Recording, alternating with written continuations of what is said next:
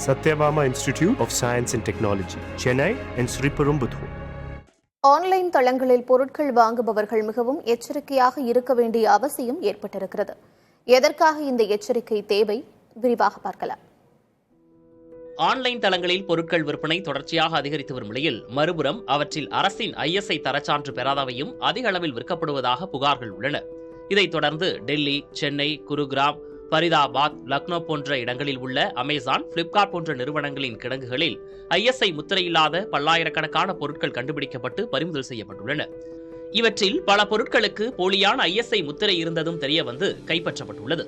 Water heater, geyser, room heater, gas stove, pressure cooker போன்ற வீட்டு உபயோக சாதனங்களும் கைப்பற்றப்பட்டுள்ளன.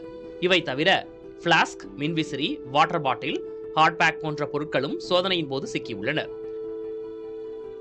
ISI முத்திரை இல்லாம ஸ்டோர் பண்றதோ விற்கவோ கூடாது.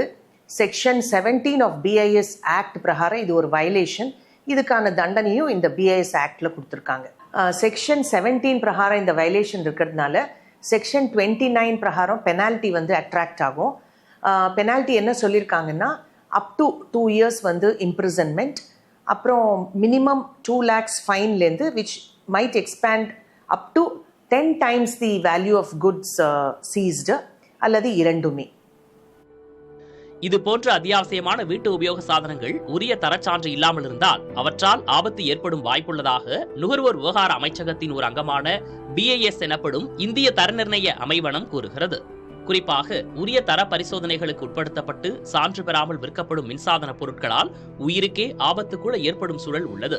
டைப்பர்கள், பொம்மைகள் மீது ஆபத்தான ரசாயன பூச்சிகள், அவற்றை பயன்படுத்தும் குழந்தைகளுக்கு பாதிப்பை ஏற்படுத்தும் வாய்ப்புள்ளது. 769 வகையான பொருட்களுக்கு ISI முத்திரை கட்டாயமாக்கப்பட்டுள்ளது. இந்த சூழலில் ISI முத்திரை கொண்ட பொருட்களையே கட்டாயம் வாங்குமாறு BIS அமைப்பு மக்களை கேட்டுக் கொண்டுள்ளது. பொருட்களின் ISI சான்றின் உண்மைத்தன்மையை அறிய BIS கேர் செயலியை பயன்படுத்த வேண்டும் என BIS அமைப்பு கேட்டுக் கொண்டுள்ளது. மேலும் ISI முத்திரை தொடர்பான எந்த புகாரையும் இந்த செயலி மூலம் தங்களிடம் தெரிவிக்கலாம் என்றும் உரிய நடவடிக்கை எடுக்கப்படும் என்றும் அந்த அமைப்பு கூறியுள்ளது. Satyabama Institute of Science and Technology, Chennai and Sriperumbudur.